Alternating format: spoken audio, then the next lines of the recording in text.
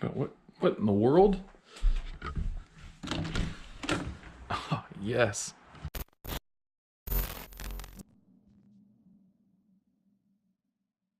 What up guys, and welcome to this episode of the Fishing Forecast, where I'm going to show you how to be happy with yourself when you're an Ottawa Senators fan. I'm kidding. What I'm actually going to do is I'm actually going to review the Wi-Fi PANCAM system by Marcum and tell you if it's actually worth it. I should mention before going any further, if you guys just want to see the underwater footage, click here and I'll bring you right there and you won't have to listen to the whole review. Here it is, the Wi-Fi PANCAM system. Let's see what's in the box. That did nothing. There we go. Now we're cooking with peanut oil. Okay. So we have this, which is the actual unit itself. It comes with a soft shell case. So we got that. Then we have instructions. So we don't need that. I have an additional clip to allow it to go upright, and that is generally it. So the box is open, and this is the stuff that came inside. We have the soft shell case for it, which the actual unit itself goes in, so it's good for storage. We have the PANCAM system itself. We have the wall plug, which is used to charge it, and that's pretty much it.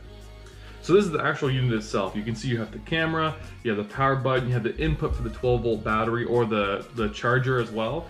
And then for the 12-volt battery, you plug this in, and then you take the cables and you plug it into a 12-volt battery that sits here in the Velcro. That's nice because say if the battery of this actually dies and you're out, it's a 6 to 8 hour long battery, so it's long enough as it is on a full charge. But if it does die, you can attach a 12-volt to it and it'll last that much longer. But bare bones as it is, this is the unit itself. This is the camera that comes with it. It is very accurate in terms of looking like a fish. That's what you put in the water. And then to actually how it turns is based on this bottom system. It's a motor. And then what happens is once you lock the wire in there, this with your phone, you can turn. But yeah, the whole idea behind this is that once you have your fishing spot ready, you attach the wire to the motor on the bottom, and then you take the camera, you put it in the hole, and you place this over top of the hole, and you leave it sitting there. Then you can use the app on your phone and use that to control what the camera actually does. Okay, now for the good stuff, the pros and cons. With this unit, I think the pros do outweigh the cons. However, let's start with the cons. The app does do the job it's supposed to do. However, there is a lot of room for improvement. And the Wi-Fi signal, like I said, it's not that strong. And what I mean by that is at times on your phone, the footage is crystal clear, but on your phone, it seems to lag a little bit in response to what's actually going on, which could be a huge frustration if you have a fish ready to bite your lure and all of a sudden it freezes for 2 seconds. The next thing is wire management. The idea behind it is that you can spool it around this. However, when you're walking around, this small notch isn't gonna hold this wire in, and it's just gonna come undone like this. It's not practical for someone who's ice fishing, and I do think that they could have done a little bit better of a job improving that. Also, when it says it's a PANCAM, as in panoramic 360-degree view, I don't think it is. I think it's more along the lines of 180 degrees. There hasn't been a time where I've been on the ice where I've been able to turn the unit actually 360 degrees without moving this piece itself. You should set it up like this, where you have 3 holes and the camera is in the one that's furthest away, because it will look at one lure and another lure, or a bait if you're using that, and it'll look out towards this way.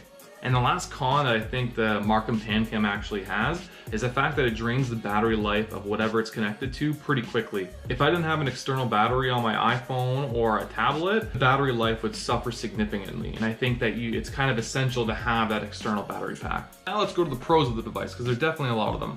First, the camera quality of this actual camera is pretty darn good. It not only lets you see the reaction that the fish are giving the lure that's down there, but it also allows you to avoid fish you don't want, smaller ones in the school, and if one's hanging around that's big, you can kind of target that one more. And it also doesn't spook the fish.